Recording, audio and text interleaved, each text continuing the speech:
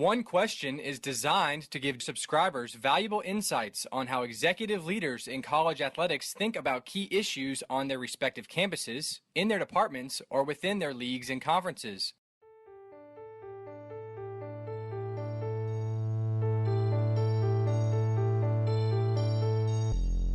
Greetings, this is Ty Brown and welcome to One Question, where we highlight executive leaders in college athletics. Our guest today is Shawn Respert. Shawn is currently an assistant coach with the Chicago Bulls. Greetings, Shawn. Thanks for joining us today. Good morning. I appreciate you taking some time out to be able to talk about, I think, some critical fields in basketball now. Now, Shawn, you spent time in the NBA and some time playing overseas. You spent some time in college as a coach. Various positions in the NBA come into what you're doing now, helping to coach with the Chicago Bulls. And my opinion, and from my perspective, especially knowing you as a part of the family and what you've done and how you interact with basketball players, I'd say that you have a ton of insight on what would coaches in the NBA, coaches in college, even high school coaches, and just a general perspective of basketball players coming out of high school or coming out of college or coming into the NBA and professional leagues. What are some of the concerns that the basketball community has with regard to the current basketball players? Well, one of the things that I could tell you, even here with the Chicago Bulls, the game is changing faster. There's always cycles that every sport goes through where you see the athlete becomes a different entity.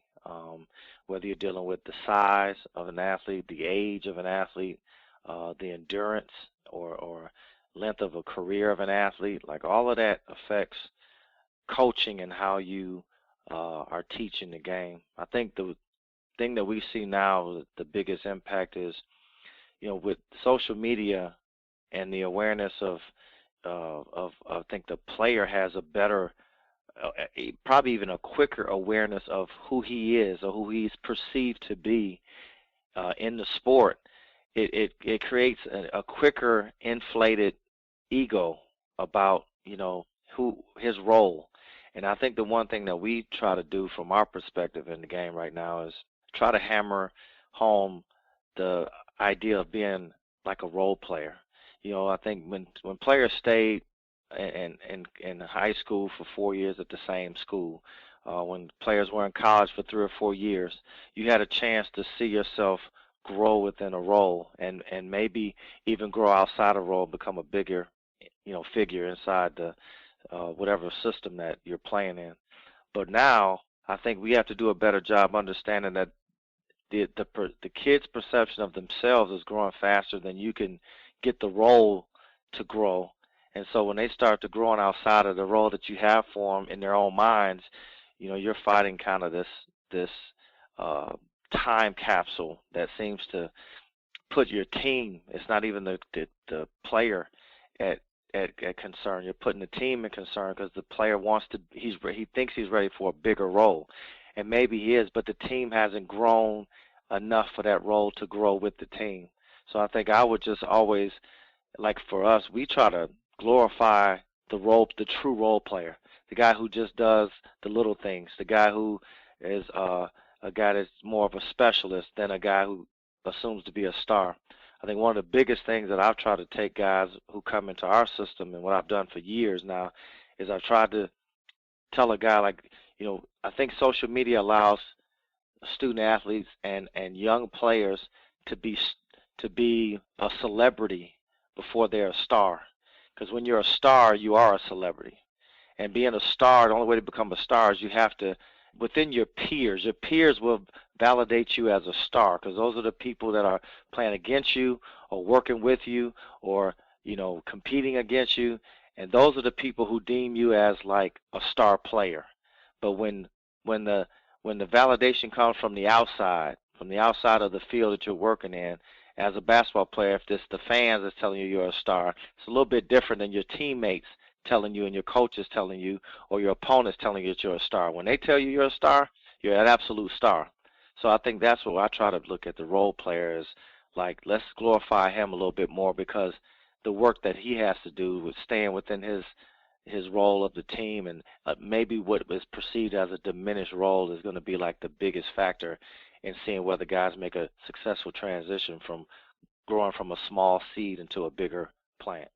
Right. Now, you've been engaged with the game for more than 20 years. I mean, obviously coming out of Michigan State in 95, playing in the NBA, and then getting into coaching and administration for the last 15 to 16 years. You've seen this whole thing as an evolution. And obviously, well, I think it's obvious. To me, it looks this way. There's no turning back, right? Social media is not going anywhere.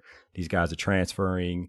I mean, everything, the dynamic is just different, but you've seen the evolution. So do you see effective methods that people are using to adjust? Well, I look at the building blocks of, what we all are trying to do in sports. I mean, we all want 3 or 4 pieces that are foundational pieces.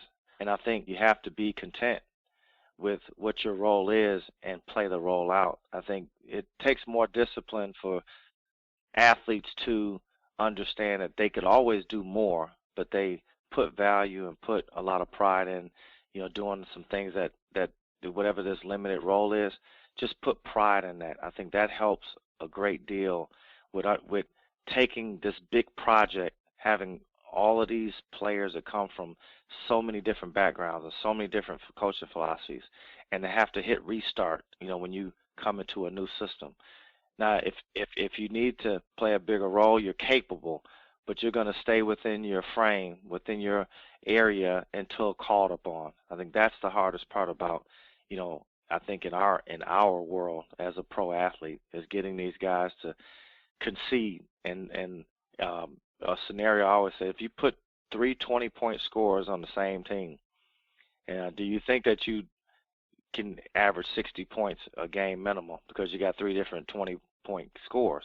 And it's not true, because somebody has to take a different role. You can't, there isn't that many shots to be had. So how do you convince a guy, to do something else that is probably just as important as scoring 20 points a game?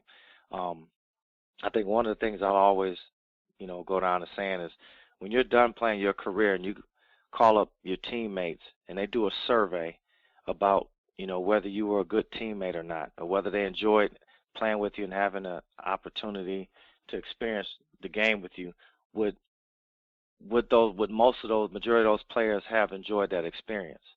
If the answer is no, you didn't do your job. You wasted a lot of time playing the sport, but your teammates should have enjoyed having an opportunity to play with you during the time that you played the sport.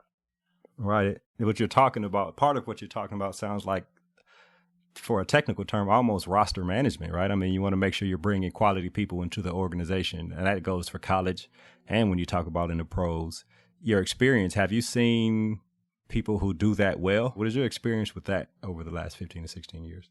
I think the biggest thing for me is, as a coach, and especially after having the chance to work in college the years that I worked, you have to believe in your own system and your own philosophy. It's easy for the outside to tell you, and sell you about certain student athletes and certain players that, are perfect for you.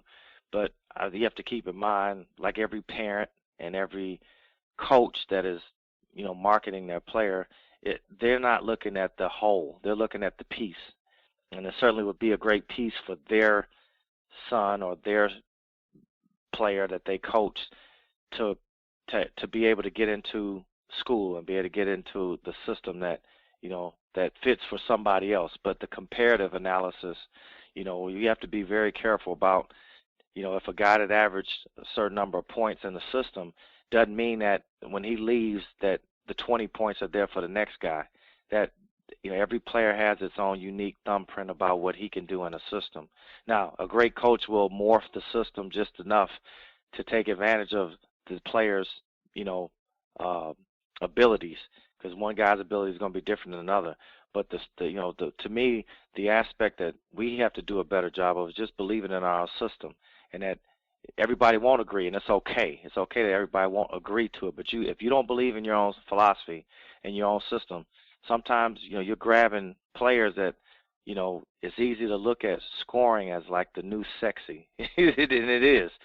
Steph Curry has really opened the game up to a new dimension of what being able to stretch the floor out and shoot all of these 3-point shots. But at the end of the day, If your system is built on getting the ball into the paint and getting to the rim, then you need to have your personnel match that. Don't try to mirror what everybody else is doing. You fit your philosophy with the personnel that you need, and you'll have as much success as anybody else. I'd imagine if you were in a room talking to a bunch of parents who had kids who were dynamic basketball players, could go to college or do the 1 year thing or whatever it is they do, and they have professional qualities, professional tendencies to be great in the NBA and tendencies to be great in college. When you address them to change the mind of a bunch of parents who think their kid is the best thing in the world, think their kid is going to help them possibly make a bunch of money, or even if the goal is to be in college and get a degree, how would you address parents? I would challenge parents to allow their kids to grow in their role.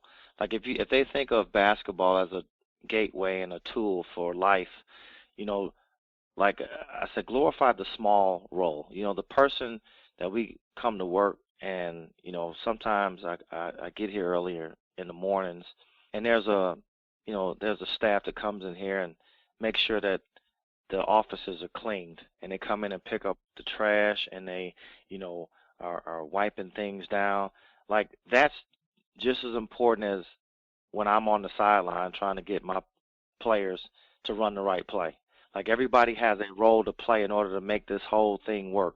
And I can't look at the person that makes sure that my offices are in the way that I need it to be, so that I could do the best job that I could do and not worry about coming in here and cleaning up and doing all this other stuff. Like that is a small role. It's not even a role that I think is glorified, but we have to not forget that that person's job is just as important in the way that the Chicago Bulls organization is, the perception of whether we're a professional team or not, and whether we're trying to put our players in the best position to win.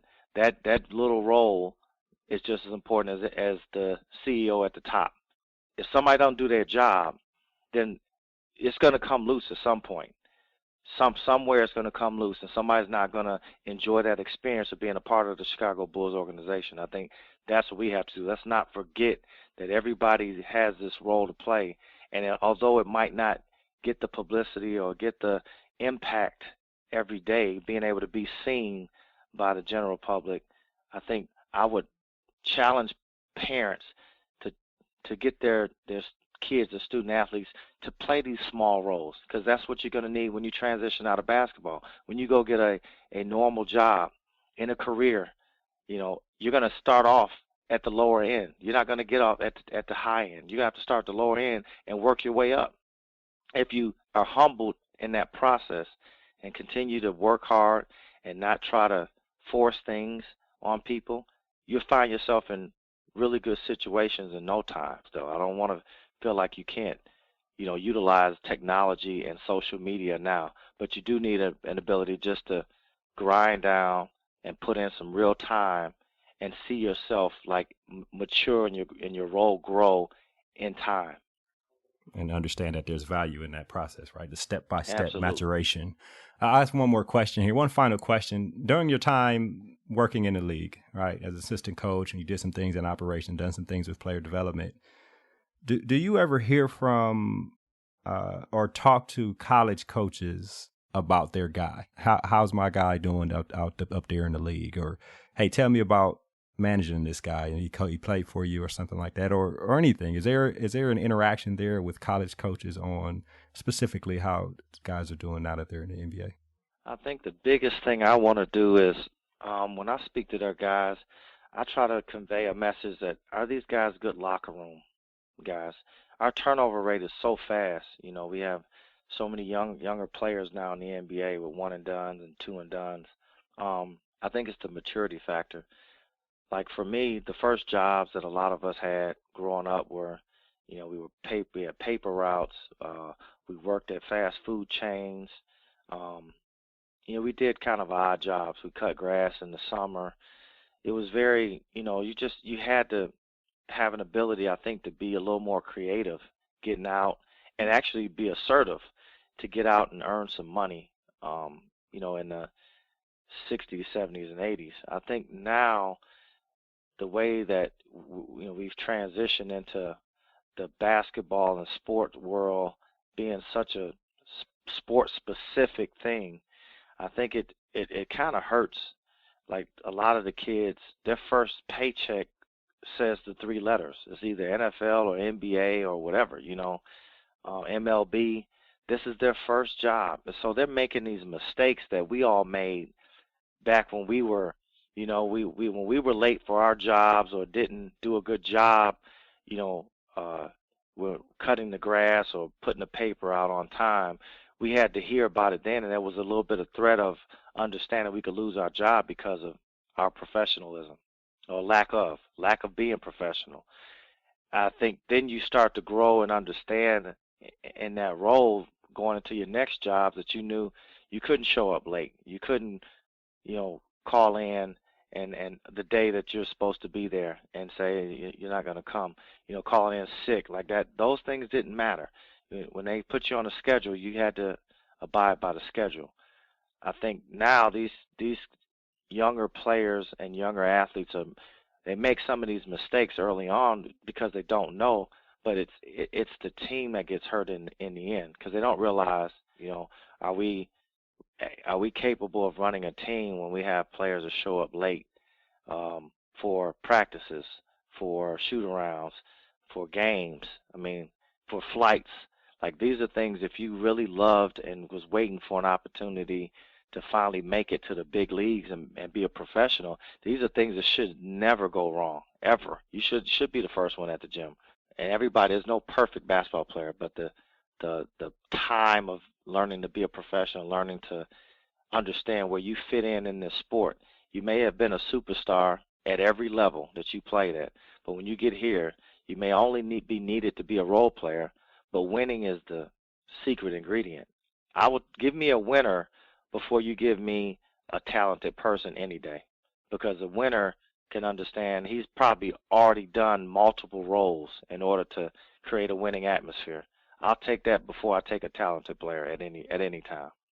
Right, and things you talk about, this is why the role you play right there at the Bulls and the roles of head coaches and assistant coaches and across the board in all sports are so important, especially if you're getting kids in that don't understand the dynamics of effort and discipline and those things. So the influence of a coach becomes of the most important. Shawn, this has been an excellent conversation. I really appreciate you joining me here on One Question. Thank you. That was Shawn Respert. Shawn is an assistant coach with the Chicago Bulls. And of course, this is Ty Brown with One Question. And keep in mind, the role of a leader is to create and maintain an environment that people want to be a part of. And as always, be better tomorrow than you are today.